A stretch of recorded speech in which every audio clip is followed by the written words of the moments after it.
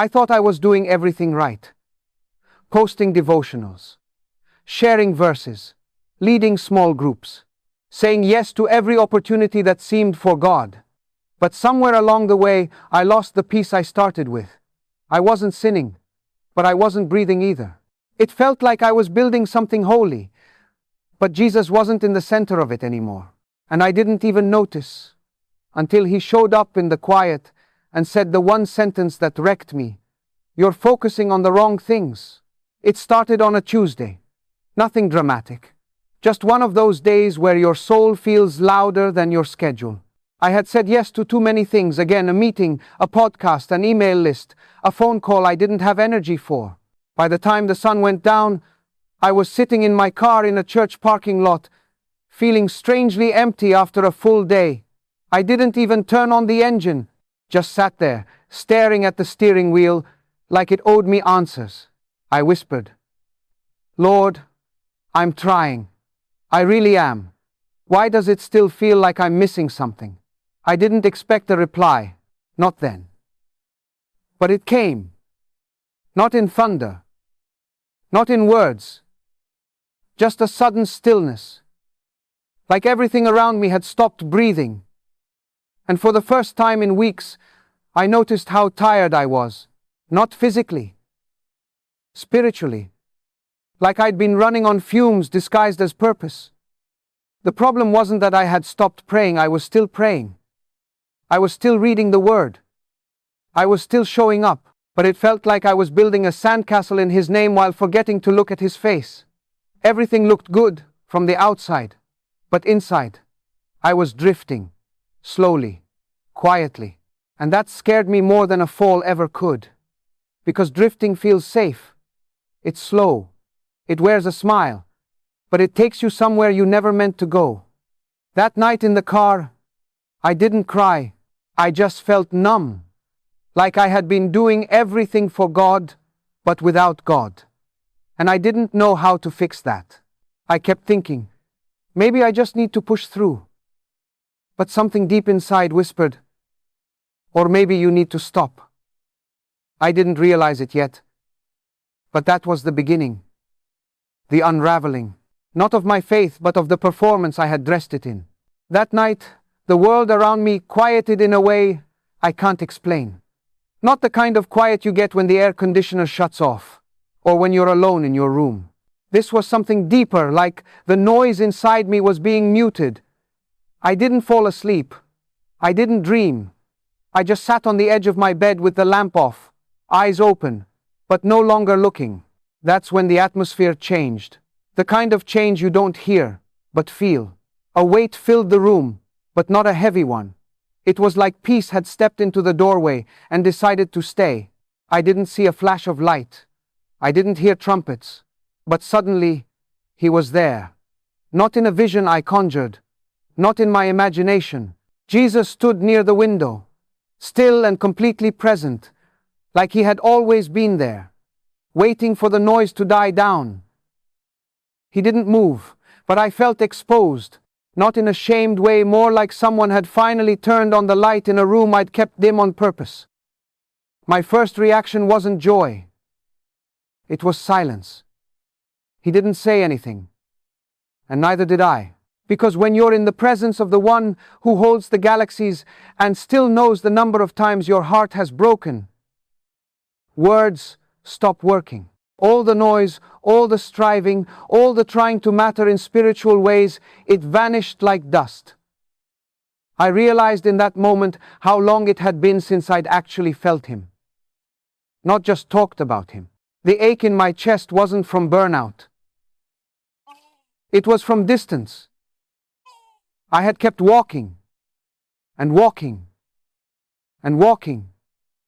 And one day I forgot to notice that He wasn't walking with me anymore. Or maybe He was. I just stopped turning around to look. His face wasn't stern. It wasn't smiling either. It was steady. That's the only word I have for it. Steady. Like someone who's not panicked by your panic. Not offended by your confusion. Not in a rush to correct you. Just there. Holy. Full of love. and yet full of something that makes you want to fall to your knees and say nothing at all. I didn't need him to speak, because his presence alone made it clear something was off. Something in me. I had been pouring water from a well that I hadn't drawn from in weeks. And the scary part? I thought I was fine. I thought I was faithful. But the room told me otherwise. The silence told me otherwise. And when he finally opened his mouth to speak, I already knew whatever he was about to say would cut straight through the life I thought I had built. He looked at me the way only Jesus can, like. He saw everything at once, and still stayed. The silence between us stretched until it wasn't awkward anymore. It was holy. Then he asked me one question, just one. But it unraveled me more than any sermon or correction ever had. He said, "Why are you chasing what I never asked for?" That was it. No list. No tone of anger. Just a gentle, piercing question that split my soul in half. I didn't know how to answer. My mind scrambled to defend itself, to explain, to justify. I had been doing so much.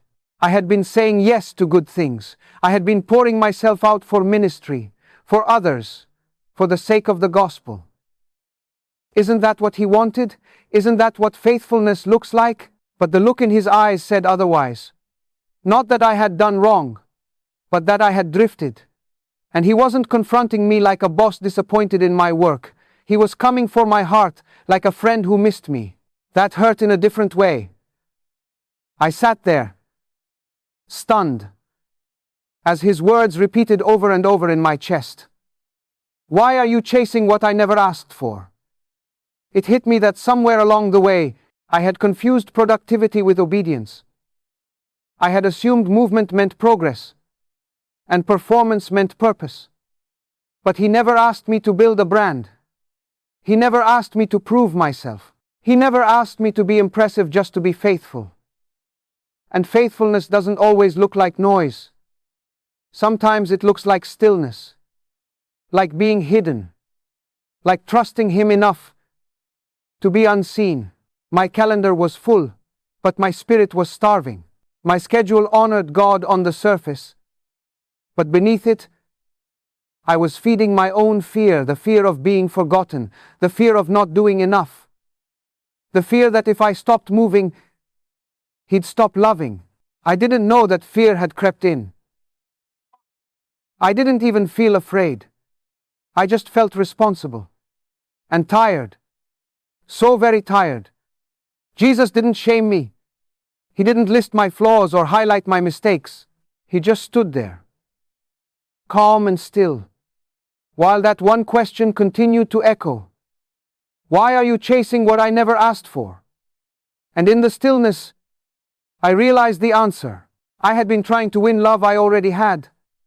I had been trying to earn presence I already carried.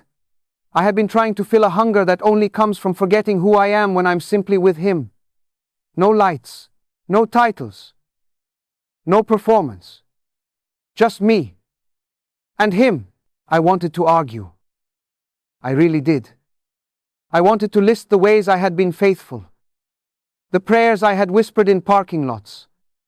The people I had encouraged, even when my own heart was heavy. I wanted him to see the late nights I spent editing videos meant to glorify him, the devotionals I stayed up writing, the moments I fought distraction just to stay in the Word. But I didn't say any of it, because deep down, I knew he had already seen it all. And still, he asked the question. That's what stopped me.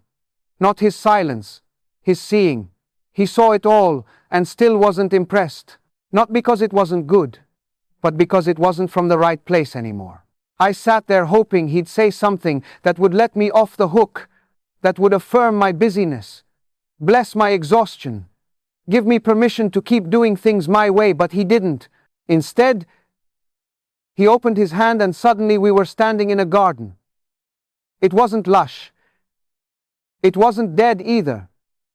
It was confusing, a strange mix of green leaves and shallow roots, plants that had grown fast, but not deep. Flowers that looked healthy, but wilted the moment a breeze passed through.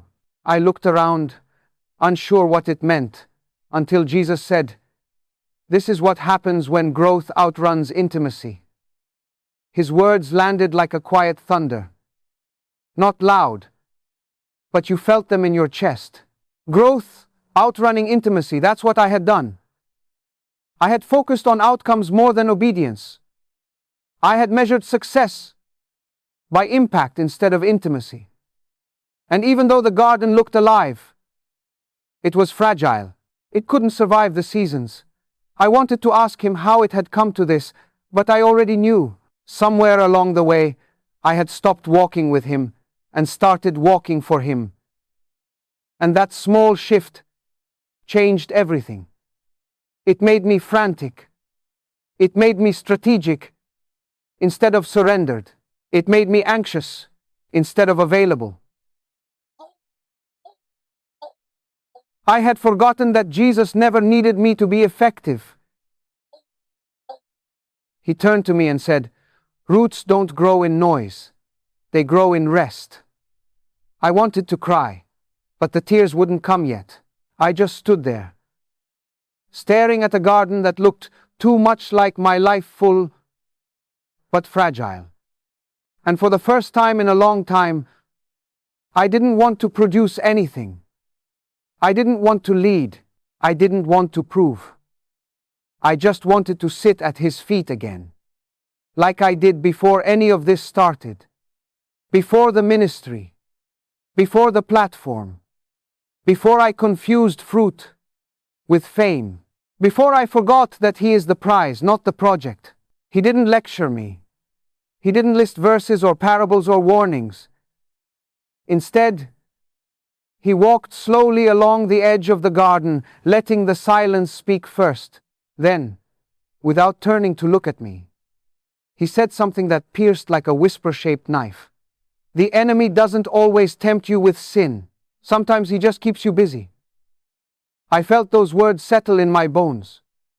I had been taught to watch out for obvious evil, to resist temptation, to guard my eyes and my heart from the darkness of the world. But no one warned me how spiritual busyness could become the most dangerous distraction of all. I followed him along the path as he gently pointed out different parts of the garden.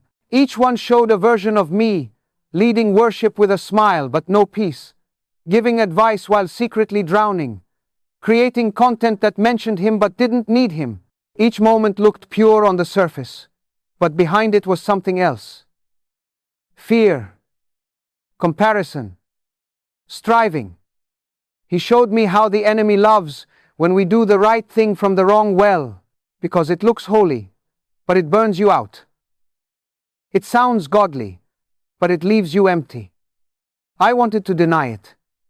I wanted to believe I had pure motives, but as he showed me the pattern, I couldn't unsee it.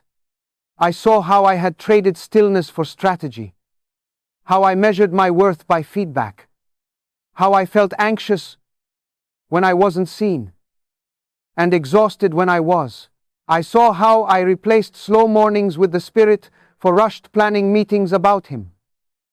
I saw how I feared rest not because I didn't need it, but because I didn't trust that he would still move if I stopped moving. Jesus turned to me then and said something I'll never forget.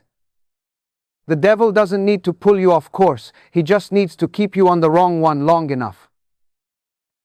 That hit deeper than anything else. I had been sprinting down a road that looked right. It had God language, scripture, even impact, but it wasn't led by love. It was led by pressure. The pressure to be relevant. The pressure to keep up. The pressure to prove that I was still useful to the kingdom. But Jesus never once asked me to carry that. He never asked me to manufacture fruit. He asked me to abide. Just abide. And the irony is, when I stopped trying to be everything for him, that's when I actually began to feel him again. That's when I remembered. The enemy doesn't just distract you with bad things. He distracts you with good things, done from the wrong heart. And it works until the garden starts to die. He didn't shout. He didn't sigh. He just looked at me, and suddenly I saw everything I had missed. Not in judgment, but in clarity. Like when fog lifts and you realize you've been standing in front of something the whole time but couldn't see it. He didn't need to show me a vision of hell or a warning of the future. He simply replayed the moments I had passed over, scenes that were small enough to feel forgettable at the time. But now, under his gaze, they felt sacred. I saw the day my friend's voice cracked on the phone, and I offered a prayer but rushed to another meeting. I saw the moment I felt a quiet nudge to put my phone down and just sit with God. But I opened the camera app instead. I saw my Bible unopened on the desk while I rehearsed a sermon about seeking God. These weren't sins in the traditional sense. No one would call them wicked. But they were missed invitations. Missed appointments with heaven that looked too ordinary to seem important. I watched myself walk right past them, eyes full of vision, heart full of hustle, hands too full to receive. And Jesus never scolded me. He just let me feel it. The ache of all the beauty I had hurried through. The sweetness I had replaced with strategy. The intimacy I had traded for efficiency. And then he said it again, softer this time. You're missing me while trying to work for me. That sentence shattered something in me.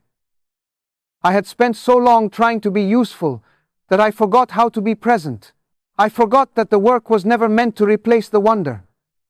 That being with him was the reward, not just the prerequisite. Tears finally came. Not from guilt. From grief. I hadn't failed him. I had just forgotten him. Forgotten the way he sits with you in silence. The way he speaks without words. The way he waits at the edges of your schedule, hoping you'll notice. I realized then that the greatest tragedy isn't falling away in rebellion. It's drifting in ministry, losing your first love while still talking about him every day. And he never left. That's what undid me most. Through all my rushing, all my noise, all my almosts, he stayed, waiting, patient, watching me try to earn what was already mine. I looked at him, and all I could say was, I'm sorry. He didn't need more. His eyes said it all. I know. You're home now. He let the silence stretch again, but this time it didn't feel heavy. It felt healing. Like the stillness wasn't punishing me, it was restoring something that had been broken without me knowing. Then, without warning, he spoke again. Not loudly. Not urgently. Just enough to still everything inside me. He said, Do you want to know what I actually care about? I nodded before I could think, because whatever it was, I knew I had missed it. He didn't give me a speech. He didn't unveil some hidden doctrine. He just held up 5 moments, simple, quiet ones, and showed me how they mattered more to him than anything I had posted, planned, or produced. I saw myself pausing to listen to a child tell a story, even though I was in a rush. I saw the time I forgave someone who never apologized. I saw a night I prayed with nothing to ask for, just to be with him. I saw myself choosing silence over defending my reputation. I saw the way I finally exhaled when I let go of needing to be seen. He looked at me and said, This is what moves my heart. Obedience that no one claps for. Love that costs you nothing but your pride. Presence that isn't performative. Stillness invites surrender. Surrender that doesn't lead to success, just trust. I realized then that I had been trying to impress the wrong audience. I wanted to make him proud, but I was using the tools of the world to do it. I thought excellence would earn his affection. I thought productivity would prove I belonged. But he never asked for perfection. He asked for devotion. And devotion is often quiet, unseen, uncelebrated. The kind of faith that doesn't post well, the kind of love that doesn't trend, and still, it's the kind that makes heaven lean in. He walked with me again through the garden, and now I noticed something I hadn't before. In the corners, where the light barely reached, there were strong, deep-rooted plants. They weren't flashy, they weren't tall, but they were steady. He smiled, knelt beside one, and said, "This one grows slow, but it never breaks." I didn't need to ask what it meant. I knew that was the life he wanted for me. Not the loud one, not the visible one, the rooted one. The life that doesn't sway with applause or collapse under pressure. The life built in hidden places, where only God sees. And that's when it finally made sense. He wasn't asking me to stop. He was asking me to return. Not to the beginning of my ministry. To the beginning of my love. Before I built anything. Before I reached anyone. Just me. And him. And the kind of love that doesn't need a platform to be real. Without a word, he turned. And suddenly we weren't in the garden anymore. We were standing at the foot of the cross. Not a painting. Not a story. The real place. And everything around it felt stripped of decoration, raw, silent, sacred. The sky above was heavy with gray, and the air itself seemed to hold its breath. I didn't dare move. My knees felt weak, and my thoughts dissolved into stillness. He didn't explain what I was seeing. He didn't need to. This wasn't about learning something new. This was about remembering something eternal. I looked up and saw the wood, splintered, stained, uncomfortable, and yet somehow the most beautiful thing I had ever seen. There were no lights, no platform, no crowd cheering, no algorithm tracking the moment, just blood and surrender. And love so loud it didn't need a sound. Jesus stood beside me. Not in agony now, but in glory, and yet I could still feel the weight of what happened there. He said softly, "This is where real fruit begins. Not in strategy, not in speed, but in sacrifice." I looked at the cross and saw my striving. All of it. My need to be validated. My obsession with impact. My quiet addiction to being needed. It all felt small here. Insignificant. Not because my work didn't matter, but because it was never the foundation. The cross wasn't just the start of Christianity.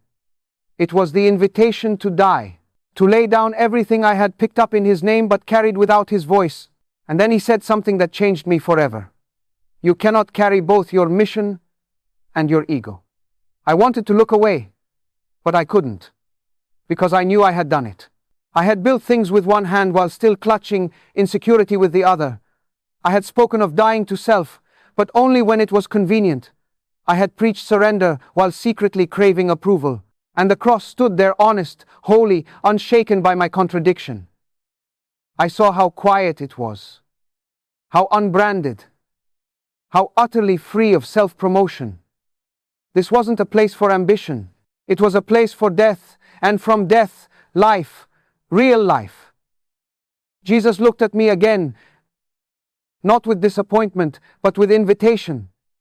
Like he was asking if I was ready to be emptied, to release every false weight, to return not to what I do, but who I am, a follower, a disciple, not a brand, not a voice, just a beloved child, standing at the place where love bled and never took credit for it. I nodded slowly, not because I had answers, but because I was finally ready to lose what he never asked me to build. We were still standing at the cross when he spoke again, and this time his voice didn't sound like thunder, it sounded like truth. The kind of truth that doesn't raise its tone because it doesn't need to. He said, "I didn't call you to build a name, I called you to follow mine." The words didn't sting, they steadied me. Like they reached into the storm of my motives and silenced it with a single sentence. I had always thought I was following him, but somehow I had started chasing results instead. I thought I was on a mission. I thought I was doing it all for his glory. But underneath it, there was still a question I hadn't let go of. Am I doing enough? That question had driven me for years. It had wrapped itself around every yes, every project, every prayer that turned into a performance. And standing here, near the cross, I realized how hollow that question really was. He never asked me to be enough. He asked me to be close. He never needed my results. He wanted my heart. I looked back at him and said what I hadn't dared to say before. I don't know how to let go. He didn't flinch. He just smiled. Not a smile of amusement, but of understanding. Like he had heard that confession from 1,000 worn-out souls before me. Then he said, "You don't have to figure it out. You just have to follow." The simplicity of it was both comforting and terrifying, because following means letting him lead. It means walking slower. It means trusting that hiddenness is not failure, that rest is not laziness, that quiet seasons are not punishments, but preparation. He reminded me that when he called the disciples, he didn't hand them a blueprint. He didn't give them a brand kit or a content plan. He just said, "Follow me." And that was enough. Somewhere along the way, I had complicated it. I had turned surrender into strategy. I had turned worship into work, and even when it looked good on the outside, inside I was exhausted, not from disobedience, but from trying to prove that I was worth calling in the first place. Jesus looked at me again and said, "The real mission is not to do for me. It's to become like me." That truth hit deeper than I expected. It meant embracing weakness. It meant returning to childlike trust instead of adult performance. And strangely, for the first time in a long while, I didn't feel pressure. I felt peace. Because if the goal is to follow him, not to impress him, then I'm already on the right path the moment I say yes. I didn't know how much I had been holding until I finally let go. It wasn't loud. There was no dramatic cry, no scene of collapse. Just a quiet exhale, like something deep inside me had finally unclenched. And in that stillness, I whispered the words that scared me the most. I don't want to keep living like this. I didn't mean I was walking away from God.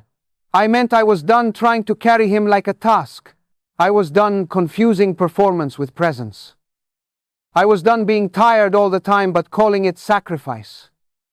Jesus didn't rush in with a new plan. He didn't hand me a next step. He just stayed, and that was enough. I sat down on the ground, not because I wanted to be dramatic, but because I didn't trust my legs to hold what my heart had just released. All the striving, all the managing, all the pretending to be okay, it drained out of me like air leaving a balloon. I didn't want to prove anything anymore. I didn't want to impress. I just wanted to be with him. Not the idea of him.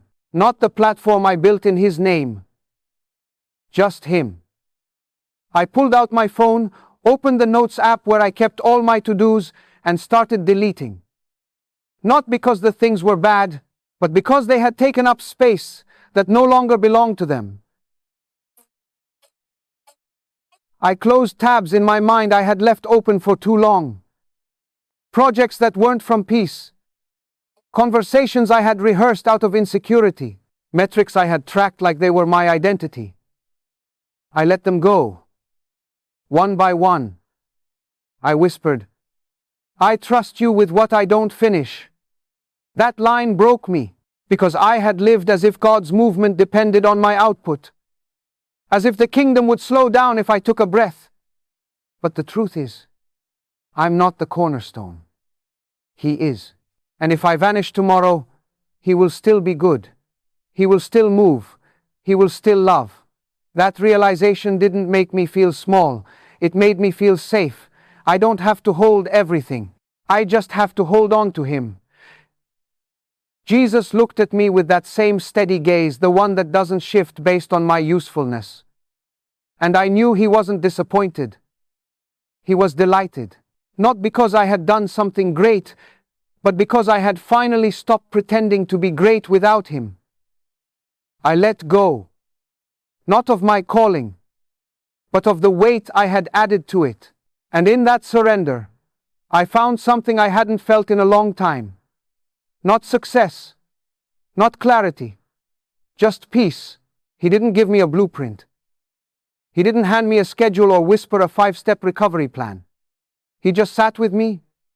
No rush, no fixing, just presence. And somehow, that was the healing.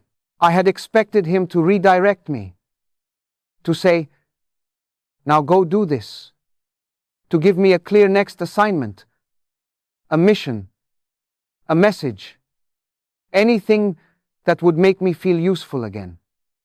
But he didn't.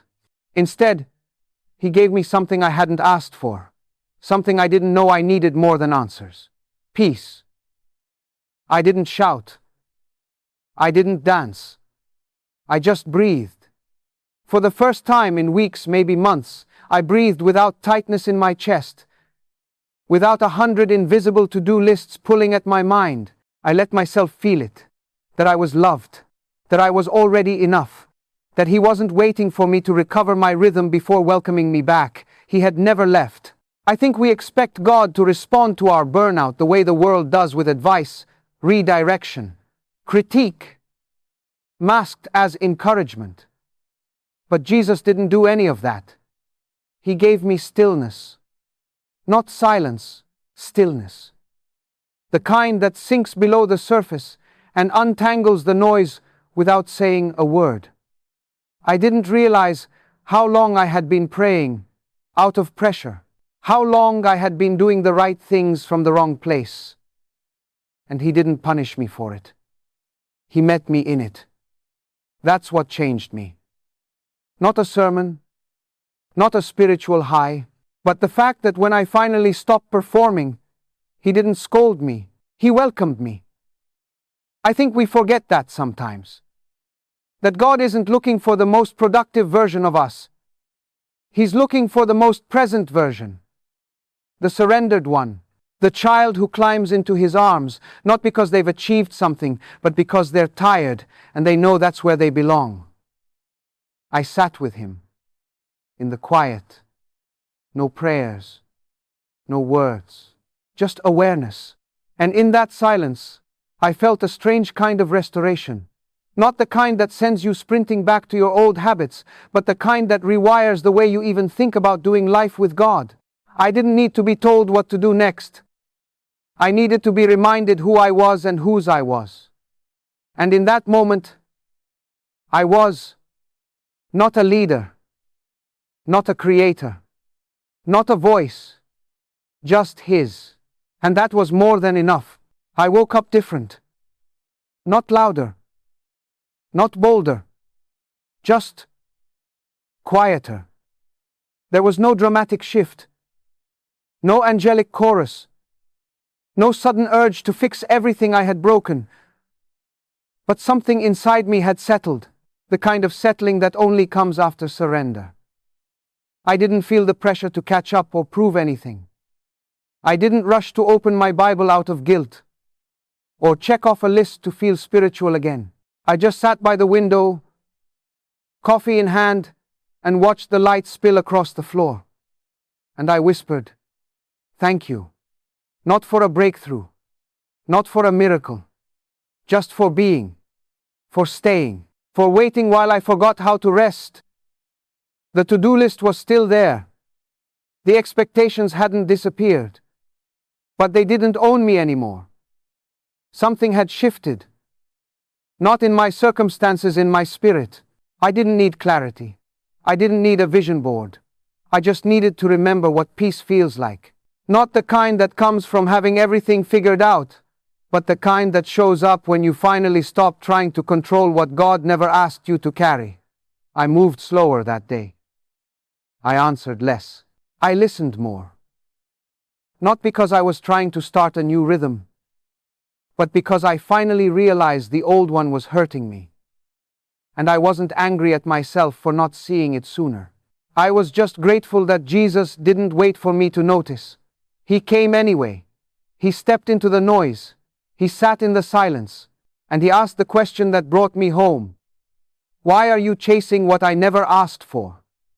That question became a mirror, a compass, a guardrail, and I knew I'd return to it every time I started to drift again. Because the drift is sneaky. It looks like faithfulness. It sounds like purpose, but it's hollow if it's not rooted in presence. I think that's what Jesus was trying to show me all along. That being with Him was never meant to be a stepping stone to something greater. It is the greater thing. Everything else flows from that, not the other way around. And now, I live differently. Not perfectly, but differently. I still show up. I still lead. I still create. But now it's not to prove anything. It's not to be seen. It's not to earn what was already mine. It's just to stay close. To walk with Him. Not ahead of Him. To build nothing that costs me the nearness of His voice. Because in the end, He didn't just warn me. He saved me. From the noise. From the pressure. From the version of faith that exhausts but never fills. He brought me back. And now I know peace isn't found in doing more. It's found in remembering who you're with. If this spoke to you, if you've been chasing the right things in the wrong way, or carrying a weight God never asked you to hold, maybe this is your moment to let go, to stop striving, to return to the quiet place where it was always just you and Him. Jesus isn't asking for your performance. He's asking for your presence. And He's still there, waiting. If this story stirred something in you, share it with someone who needs rest. And don't forget to follow for more stories that bring you back to the heart of Jesus.